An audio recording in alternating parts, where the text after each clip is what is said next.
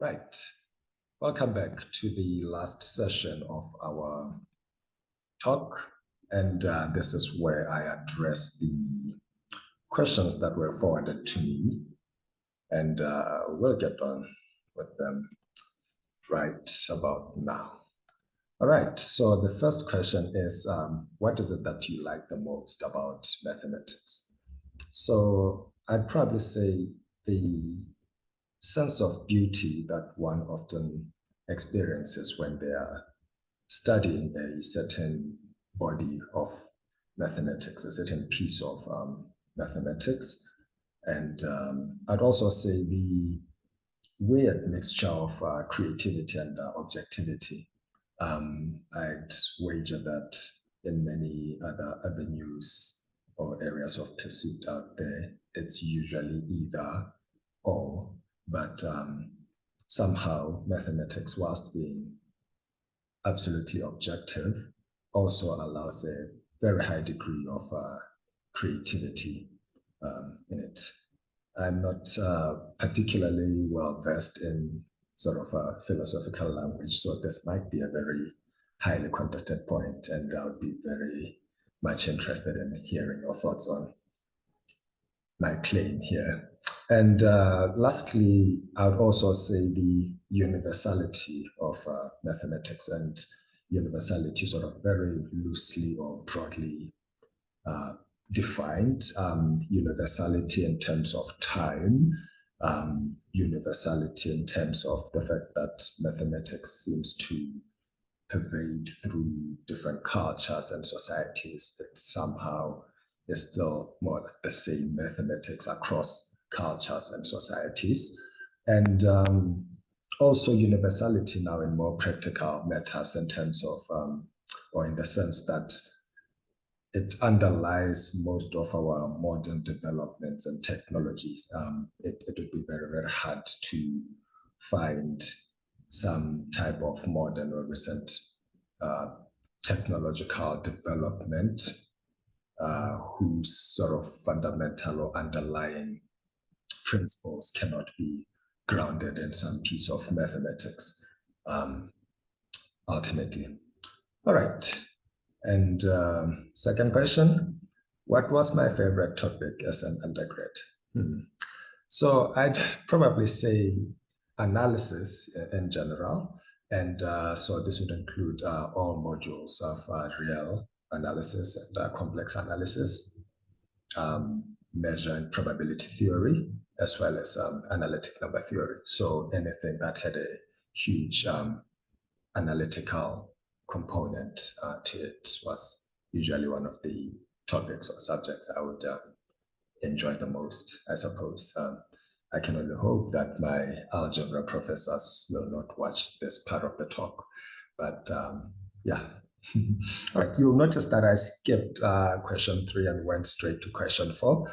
This is because I think questions 3 and 5 are very, very related. So I've decided that I'll sort of just address them at the same time after addressing question 4. All right, so question 4 says, what was the most challenging part of grade school and how did I handle it? Right, so I'd probably say time management. And by time management, this would include something like, the so-called work-life balance, or I suppose study-life balance, as well as, in fact, finding a balance between working on my thesis problems versus learning interesting but unrelated content that would ultimately not make its way into the thesis. So, of course, in general, as you'd also see when I address question 3 and 5, in general, one should try and learn as much mathematics as possible. But in grad school, there's sort of a certain time limit and a certain goal that you have to fulfill within that time limit. So this sort of requires one to try and strike a certain balance between learning things that are outside of your chosen area versus spending time working on the stuff that's going to ultimately help you complete your studies in a timely manner. Right. And how did I handle this? Well, I would probably say time management techniques. So in this case, I'd say there are lots of systems out there, and there are a lot of uh, great advice on the internet in terms of different time management techniques, ways in which you can plan your activities, ways in which you can prioritize certain goals and activities depending on your objectives or your situation. So I'd probably encourage you, if you are also having a similar problem, I would encourage you to sort of go out there, maybe experiment a little bit with 2 or 3 such systems to find one that works best for you, given your requirements or given what you'd like to achieve. But proceeding, I suppose, yes, indeed, learning just how to, or practicing how to sort of prioritize goals, making timelines regarding what was important, what did I need to do and when, and then ultimately rewarding myself with the fun stuff after doing the tasks that needed to be done. And by the fun stuff, I would mean maybe then finally taking that little bit of a break or a week's break to finally read that interesting new book that I had maybe came across earlier, or learning that particular technique or piece of mathematics that maybe my friend and office mate has been working on, and I've been desiring to sort of understand. It could mean pretty much anything, however you sort of reward yourself after attaining certain goals. Right. And let's see, so questions 3 and 5. How did I prepare for grad school? And do I have any advice for students considering grad school? All right. So the first, a whole lot of this advice is sort of pretty much straightforward stuff that one would probably arrive at on their own. There really isn't any sage or deep realization that sort of came across.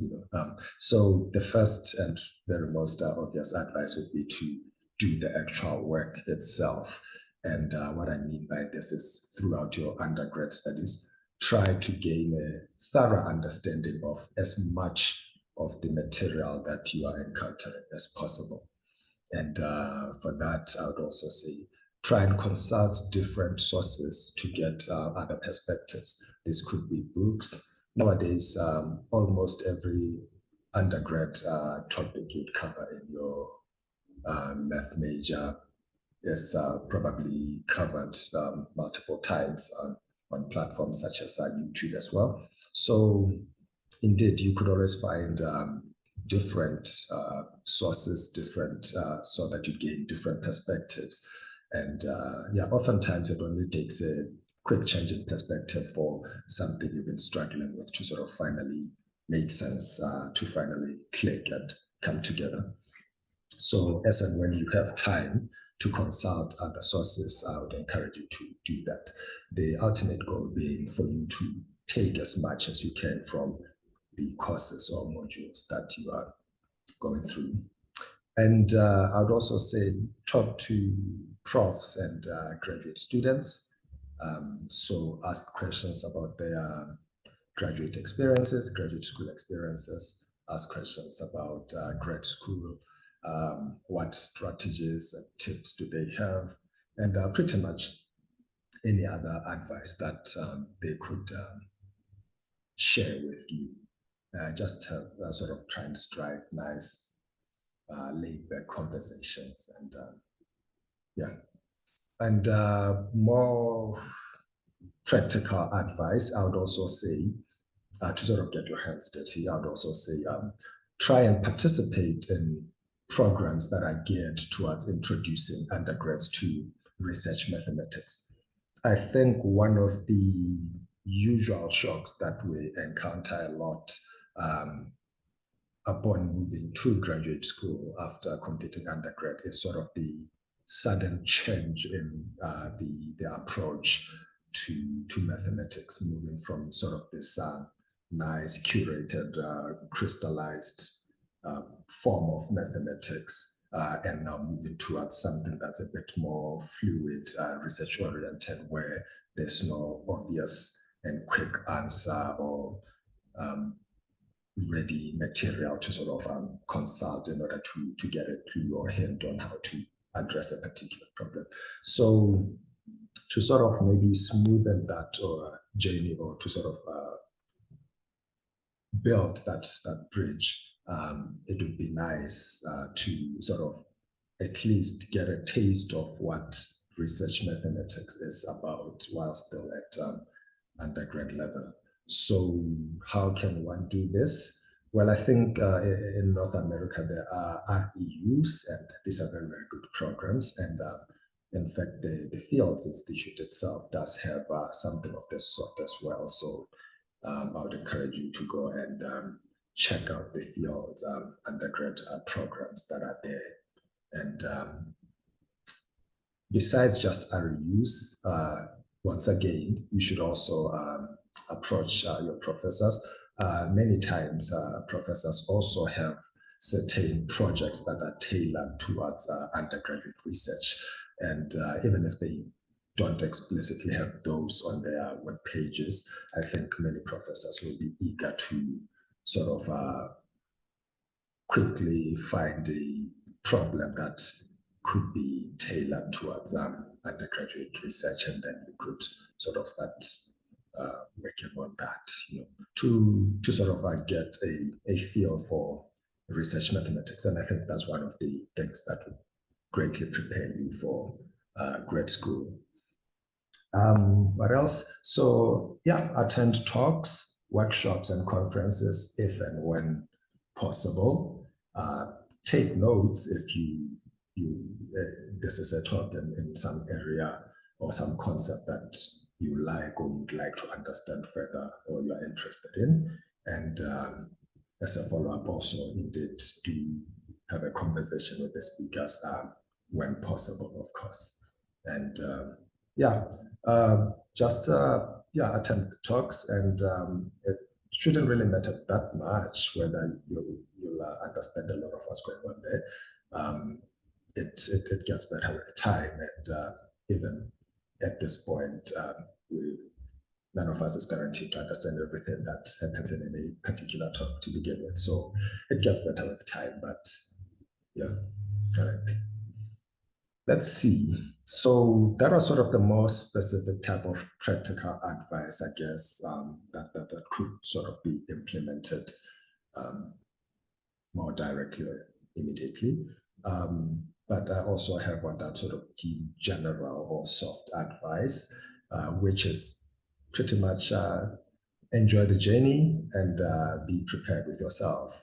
So, indeed, grad school is a commitment. It's sort of a long journey, and you should always try and remind yourself that it's really about the journey itself.